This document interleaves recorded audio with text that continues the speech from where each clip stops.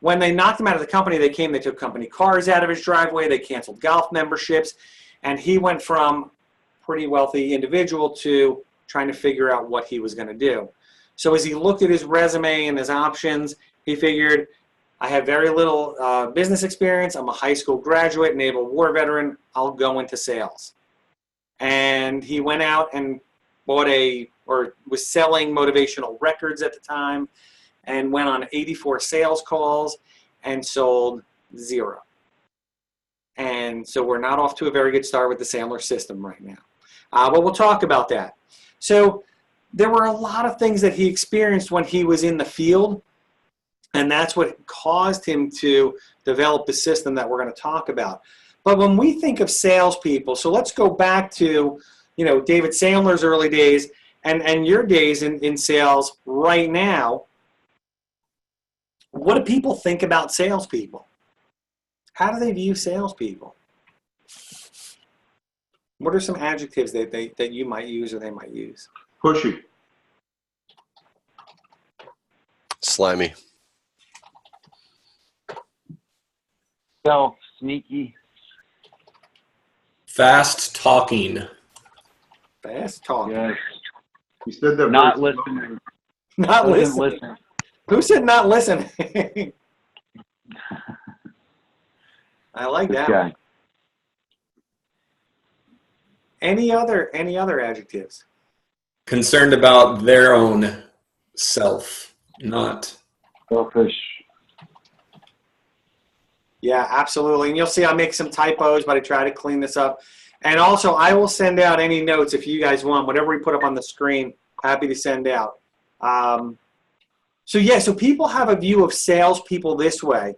All of these words. Tara and Natalie in the insurance industry, it's even tougher, right? It's like all of the stereotypes come out. So we got to be aware of what's going on. I can assure you that every one of you on this call is thinking, that's not me. Is anybody not thinking that? Who's not thinking that?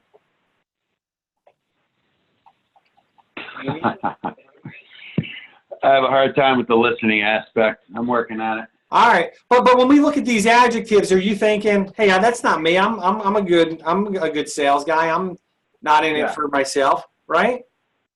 Yeah, absolutely. So most salespeople say to me, "Wait, that's not me, Dave. That's not me." I'm here to tell you the bad news. It doesn't matter what you sell. The moment you talk to a prospect or a suspect, this gets turned on. They immediately put you into this bucket. Joe and Dan have heard these stories. I tell lots of stories. We have clients that sell one of the most sophisticated devices in the medical world. It's the difference between life and death when people have organ transplants and heart transplants and high-end heart surgeries. Their PhDs, when they walk into a surgeon, and these are the best surgeons in the world, they look no different than a Comcast salesperson. It doesn't matter. So we've got to be aware, as smart as we are, as sophisticated as we are, the buyer has these views of salespeople the moment that you walk in the door. And that's not your fault. That's because their experience with somebody in sales has already put that into their brain. They've been growing up in a household where salespeople were viewed with all of these terms. So it just doesn't matter. So we got to be aware of that. And when we look at the Sandler system, that's ultimately why it was created, is because David Sandler was going, wait a second, I'm none of these things, and yet I'm being treated horribly. So we got to be aware that this is what people think of you the moment you start to talk to them about sales. Anybody have any questions or thoughts?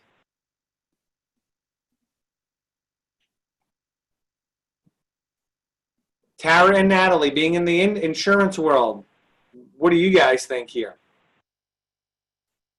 Anything different?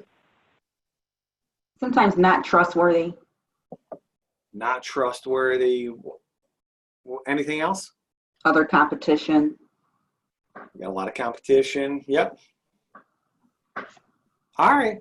So we're gonna take that and we're gonna put that into our brains, and we gotta keep that in mind, because as we talk about the world of selling and what we're teaching here, Sandler's objective is the only way not to be that guy is to not look like a salesperson.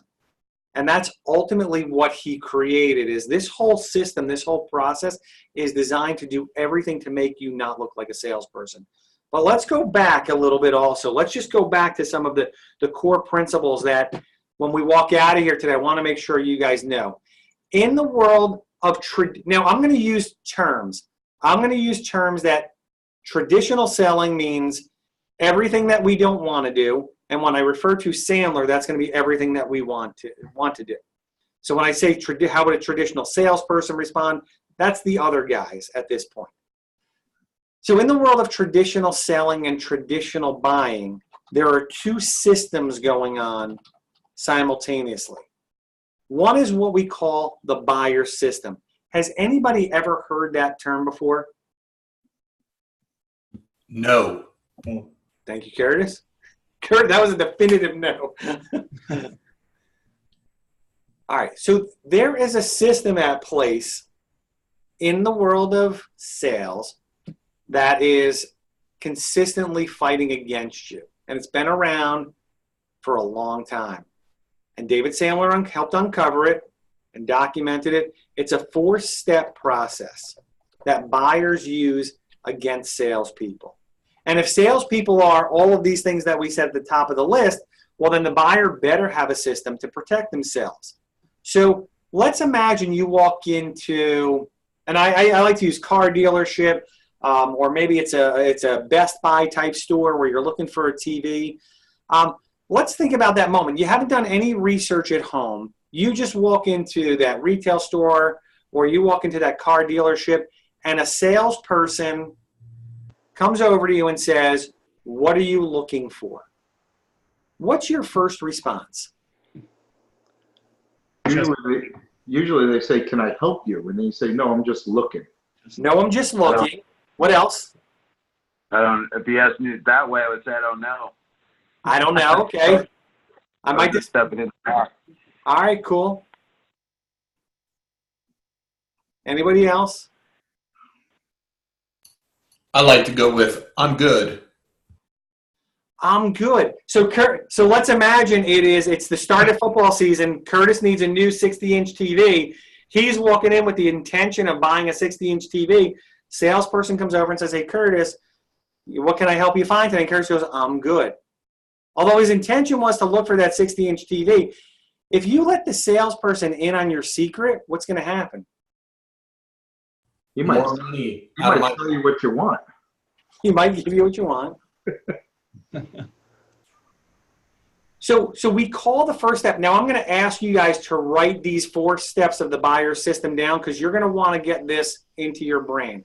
The first step of the buyer system is to mislead a prospect. And we just talked about the negative mislead. The negative mislead is, "Hey, I'm good. I don't need what you have." And I think the insurance folks on the phone, Tara and Natalie, you might run into this pretty often. If you're selling property and casualty insurance and you're talking to your friends, you might say, "Hey, look, we can do a great job over here in Colorado. We've got some great pricing and whatnot." And they might say, "I'm good." Or we've got the flip side, and this goes for everybody, Natalie and Tara included. We've got the flip side where somebody says, "I love what you have. I'd like to look at it." They get really excited, and then all of a sudden you can't find that person anymore. So buyers like to mislead salespeople right out of the gate, because if you don't mislead the salesperson, you might get stuck buying something that's not in your best interest.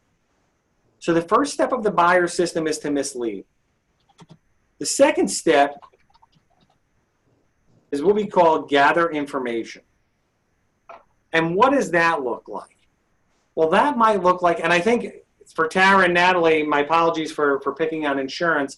We do a lot of work in the insurance world, but that is giving quotes, doing proposals or presentations for somebody who's really just using that information to shop around.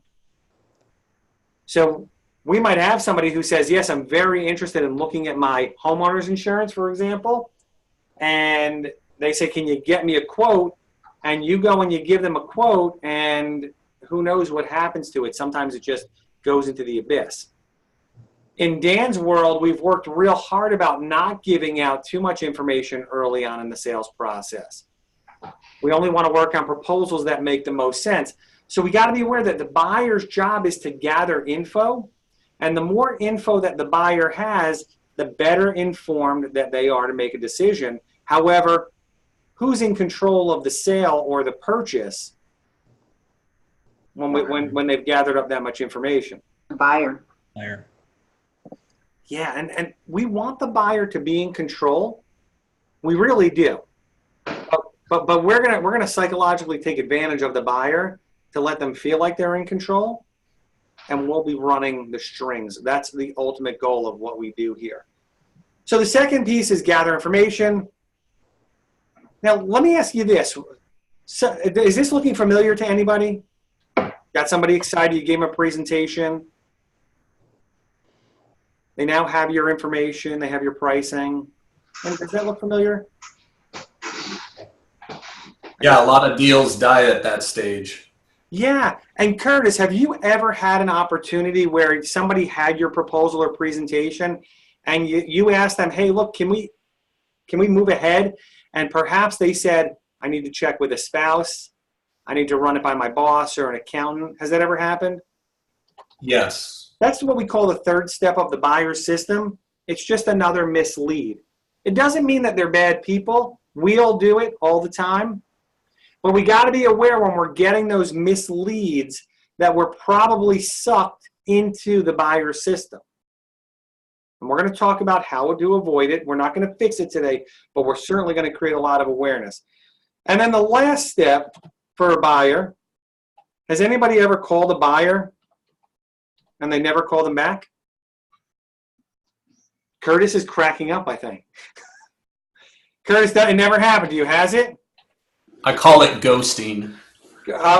We have a new white paper or a new podcast out called Ghosting. And I think Dan taught the term. Right, Dan? Didn't you teach me that term? That's right. I didn't know what it was until Dan said, that's ghosting. I'm being ghosted. I said, I have no idea what that is. Like, Hey, Dave, yeah, one and three are both mislead. Correct. Okay. And this is why we have Joe go through this 2 or 3 times, because he will eventually get this on. Someday I'm going to get it right. Joe, I'm going to walk us through it in a moment. I'm moving pretty quickly here. Yep. So traditional salesperson, and I'll tie this together in a moment. So if you're a traditional salesperson, what are you trying to find?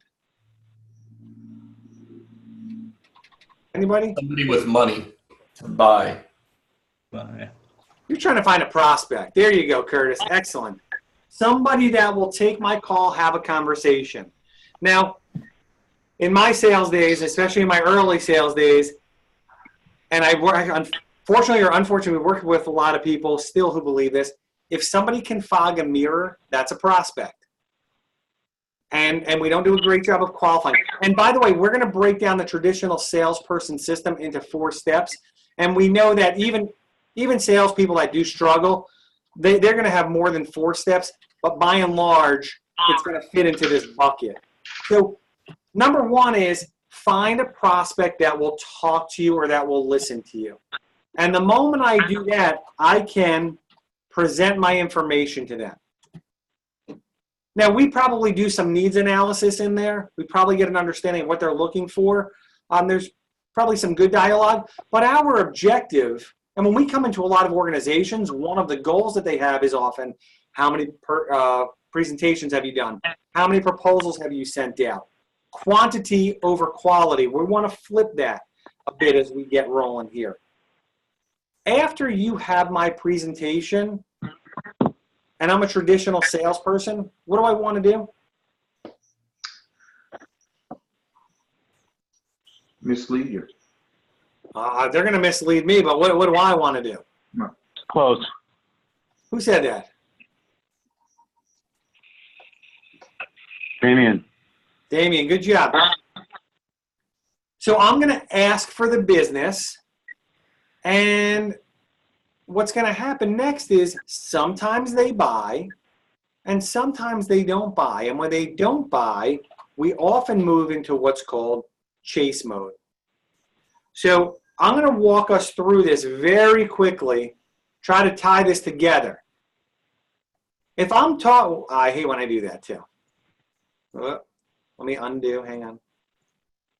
Oh, It's coming. All right, well, we're going to leave it like this because I don't want to mess up the screen, but we'll get this to you guys in a cleaner format.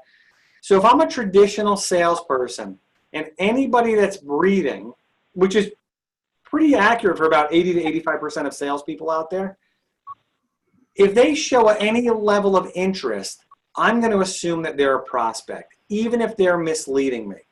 The moment they show that indication, I'm going to show up and throw up my information or present to them, give them all of my facts, my figures, allow them to gather my information, which puts the buyer, because Tara told me that, in control. It also allows the buyer to really focus in on price versus everything else that most of us stand for. I then ask for the business because Damien told me in my third step I should ask for it. So I say, hey, look, when are we going to sign the contract? The buyer goes to step number 3, which is, it's too expensive. Can you do anything with the price? I need to run this by so-and-so spouse, co-worker, accountant, attorney, whatever. We say, no problem. We'll call you back in a week.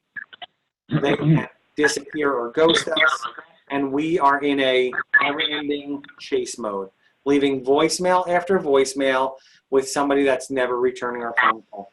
As a matter of fact, we will come at today's Monday, coming out of a weekend.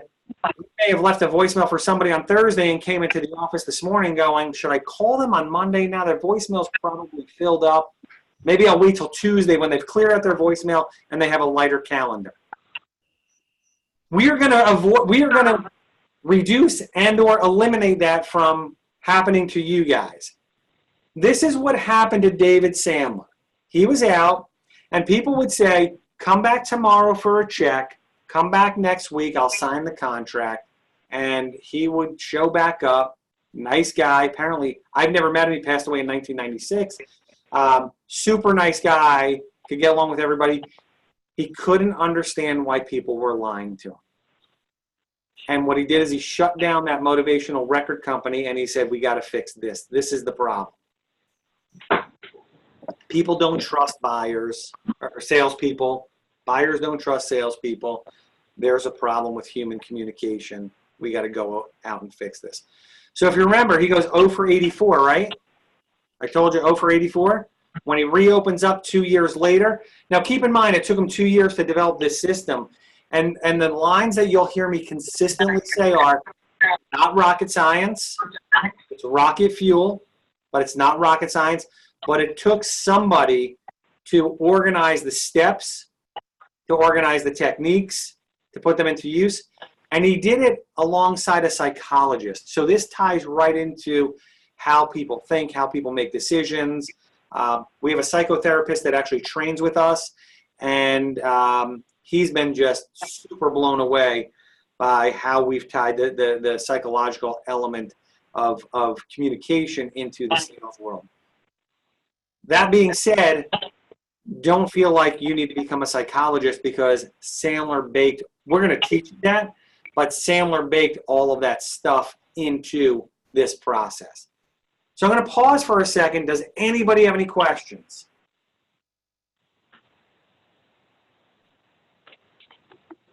Anybody? No? All right. So for today, I'm going to give you the down and dirty, terrible handwriting version of the Sandler sub. Now, Sandler built it as a sub because he was in the Navy. And back in the day, his belief was the sale goes step by step. So what we have is a process. And a process tells us where we are, just like that buyer system up here. That's a process. The Sandler sales sub is a process. However, his belief was once you complete one of the compartments, you seal it off and move to the next. That's not the case any longer. Sales is more complicated. There's a lot more steps, but we're going to leverage the steps to see where we are at all steps in the sales process and know exactly what we need to do to advance that deal forward. Thomas, any questions? You look like you got a question. You're good? I'm good. All right, cool. Excellent. So our first step in the Sandler process, and I'm just going to very quickly walk through this because we will get back to it, and we'll get back to it in the next session. Bonding and rapport. We gotta build good rapport with folks so that they are disarmed through the sales process. And I know everybody on the call, because I've trained this 1,000 times, everybody goes, no rocket science. There is none.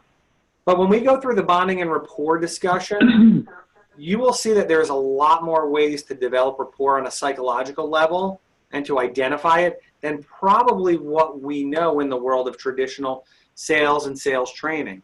So we will understand that bonding and rapport is a little bit different maybe than what we've heard, and it needs to be continued or carried on through the entire sale. The next step, and this will be our next session, is something that we call upfront contracts. And the upfront contract, and I'm going to lean on Dan in a second, the upfront contract it's a 5-step process that allows us to build consistency and clear next steps throughout the sales call. Got a lot of psychological ammunition to it as well. It is the golden nugget of Sandler. It's a game changer. I've trained thousands of salespeople. 99%, well, a high percentage say, I do that already. Not one person that I've trained does what we're going to teach. It's very simple, very easy to follow. Dan, how has the upfront contract changed your world? And maybe it hasn't, so I'm taking a little bit of a gamble here. It's changed things 100%. It's helped me to move the sales forward. When they used to stall, they don't stall anymore. There's always an agreed upon next step. So it's working beautifully. Thanks. And that's ultimately what we're looking for. We work with some large national sales organizations, and one of their focuses is just creating those next steps and leveraging that. That is core to them being successful in their world. And we're going to teach you how to do that. We're going to nail that next session. The next step is pain. Now, you've probably heard this, in your sales world, understanding pain points. We're going to teach you how to understand that. We're going to teach you the psychological way to get there. We're going to teach you how to ask certain questions. And I'm not telling anybody on this call that you don't do a great job here. If we can find a way to dial this up, we're going to be in an even better position. The next step is finding what we call budget. So finding the dollars, and my apologies for my bad handwriting, but we're going to get the budget out from a prospect before we give them the proposal. This is counter. You guys have probably heard it. You've probably read materials from whoever it is saying, oh, we should get budget before we produce a solution. Lots of organizations, lots of individuals struggle with that. Now, it's not an all or nothing part of the process. However, for most businesses, we want to be having these conversations before we develop a proposal. So we want to make sure I know the dollars that you're willing to invest into doing some level of work before I develop you a proposal. A little bit counterintuitive. I don't think that that's too counterintuitive. The next step is what we call the decision-making process. This is not a yes or no step. This is a what, where, when, why, how step.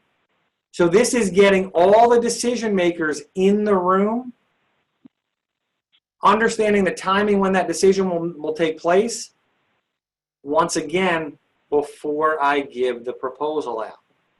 And you guys will hear me tell a lot of personal stories, but we are working on a deal right now where They've told us that they want to do business with us. They want a proposal. We have a meeting in a week next week to sit down and deliver the proposal so the owners of the company can participate in the review of the proposal. It's not going to be emailed. It's not going to be mailed out. It's not going to be dropped off. We're going to do it in person with them. If they have edits, they make it on the fly. And then we'll give them a final statement of work. That's where we're going to head to. And again, I'll keep filling you guys in with stories. The sixth step of the Sandler process, and again, I'll send this out to you and I'll give you guys plenty of material that's written up. It's always great when you're writing because you'll remember. It's called the fulfillment step. And my handwriting is really shaky today. So the fulfillment step is the step in which we deliver the proposal. So again, fulfillment is a bit of a misleading word because it sounds like we're delivering the goods. Here we are only delivering the proposal. The goods get delivered here after the sales process. And then the last step in the Sandler world is what we call post-sell. And post-selling is a unique step. We'll teach you how to do this and how to use it throughout the entire sales process. Post-selling is ensuring that the sale does not get shut down due to buyer's remorse. It sets up how we're going to continue the client relationship. It sets up how we're going to expand that relationship. At its core, it's to eliminate buyer's remorse. So we actually have a conversation after somebody's ready to buy with us by saying, hey, look, are you really sure that you're comfortable with this decision? Well, if we've done everything back to the left, it's a no-brainer. It's a no-risk conversation. And then again, the delivery of the product or service or goods is coming after the execution of the Sandler process. Now I'm going to shut up for a second and just anybody have any questions because I did go through that pretty quickly. Somebody's got to have a question. No?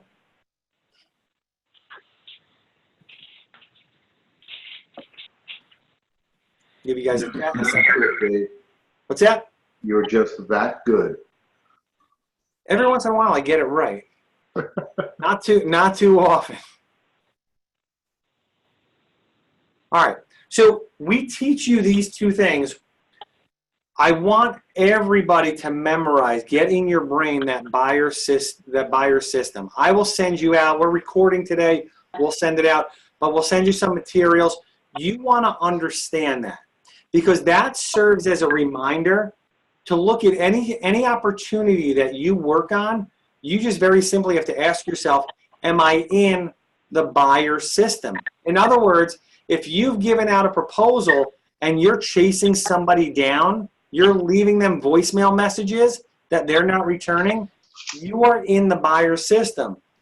And that's okay. We can help you get out of that. No doubt we would call you and tell you, or you would call us and we would tell you that you're in the sand trap. We'll get you out. Our goal is to not get you in the sand trap, to avoid that in the future. And then we want to understand the Sandler process because it tells us where we have gaps and what we need to do. So that's ultimately where we're headed. Any questions? I have a question. Jump in. My question is, how does this differ if it's B2C as opposed to B2B? You guys didn't tell me you were B2C. I thought this was all B2B.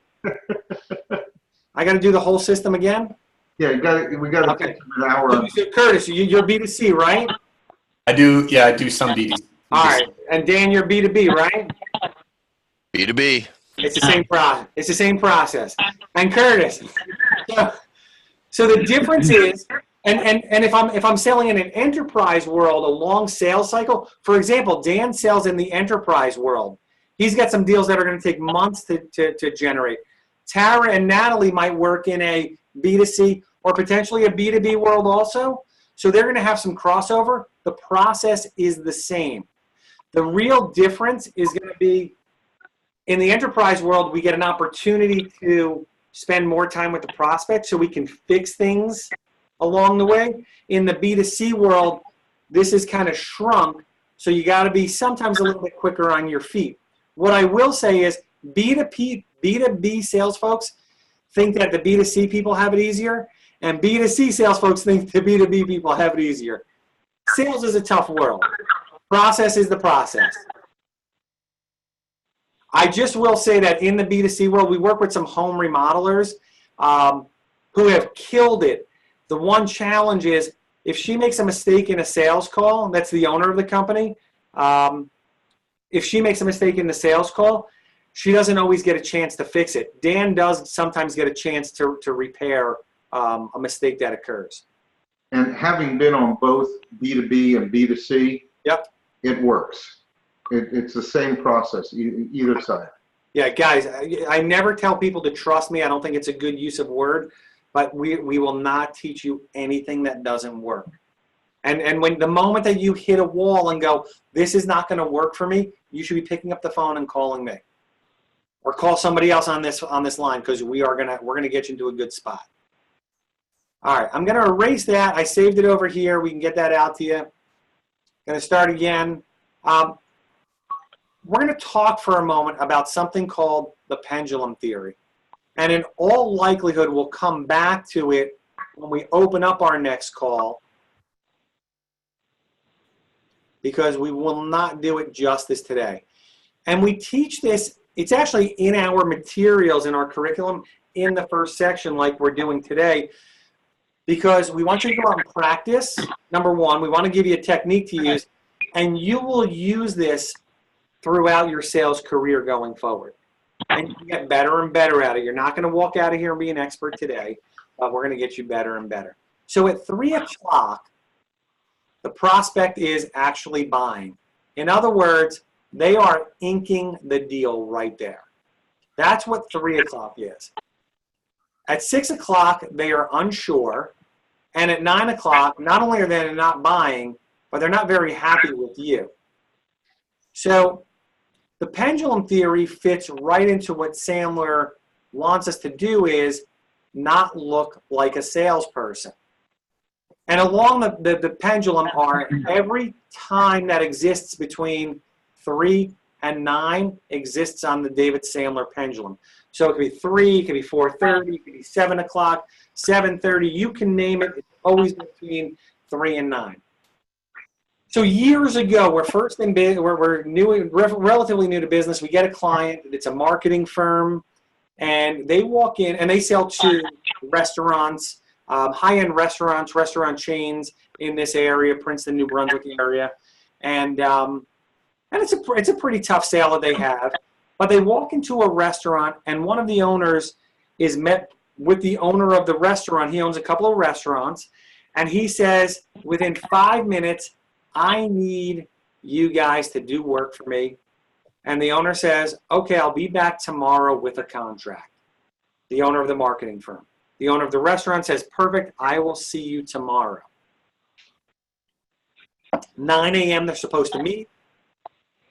It's the woman who owns the business, shows up the next morning at 9 a.m.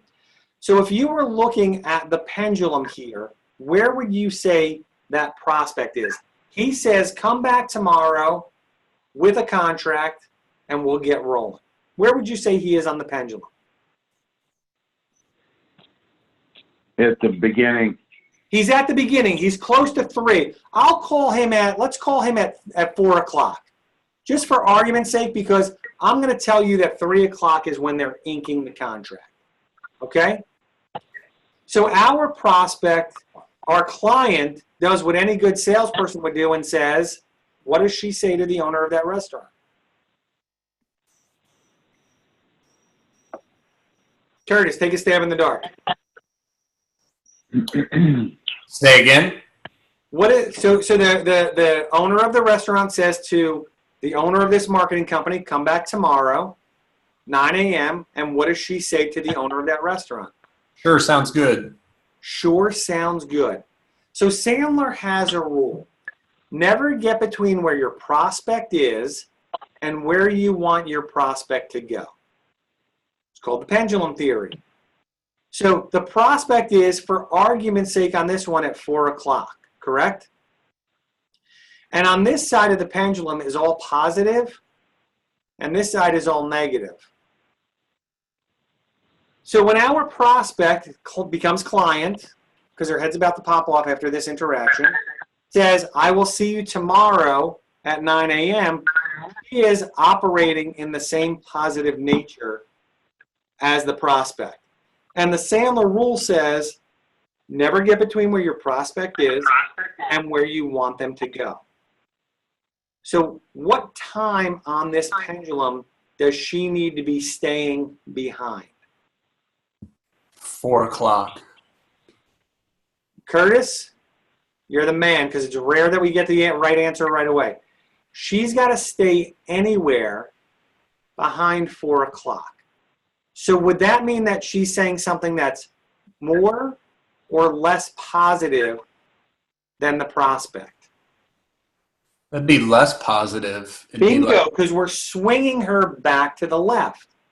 Now, what do most salespeople say? Great, I'll see you at 9. We'll be here with the contract. I'll even be a few minutes early just in case you're running late. They get more excited. But if we were to say something that was a little bit more negative, it might be something as simple as, hey, Thomas, nobody ever buys my product or service within 5 minutes. Can I ask you a question? Should we have a little bit of a conversation to understand what it is you're looking for? That is a very slight edge move of saying what we call behind the pendulum. Doing something that doesn't appear to be in our best interest. In other words, when I ask that question to a prospect, it could cause the prospect to say, you know what, you're right, slow it down. Whereas most salespeople are in the belief that you got to go with the buyer. And that's not how we operate here. So for example, and I'm going to be a little bit, because of time, I'm going to be a little bit harsher on this one. If I have a prospect that says to me, hey, I need some sales training, I typically say, chances are you don't. You're probably making more money than you think you should. And 9 out of 10 salespeople go, no, you know what, I'm not making enough money. I'm not making everything I want. If somebody is at 6 o'clock and they said to me, hey, I'm not so sure I should use Sandler training, if they're at 6 o'clock, based on that Sandler rule, where do I need to be? 7. I got to be anywhere by 7 because the rule says never get between your prospect and where I need to be. And if somebody says, I'm not so sure that Sandler's the right choice for me, You're probably right. you're probably right. We're not the right choice for everybody. In the traditional selling world, when we are met with Sandler, I don't think Sandler's the right choice, salespeople swing into the positive section and they say, but we do this, this, and this really well. We've helped so many salespeople along the way. We don't want you to go positive. We want you to go what we call negative. So when you hear positive statements out of people, we want to come back with just some slight edge negative responses. It appears to be not in our best interest. And we said earlier that salespeople only operate in their best interest. What do I not look like when I operate not in my best interest? In their best interest. And am I in a better position? yep. Absolutely. We will get more people to tell us the truth and go the direction we want them to go when we stay what we call behind the pendulum. It sounds counterintuitive. It works. It's designed to get the truth out of people. So sometimes you will get a negative response, but more times you will get a positive response because people will rationalize their decision. So I'm going to shut up there and just pause. We've got about 2 minutes left and just see if there's any questions based on where we are today.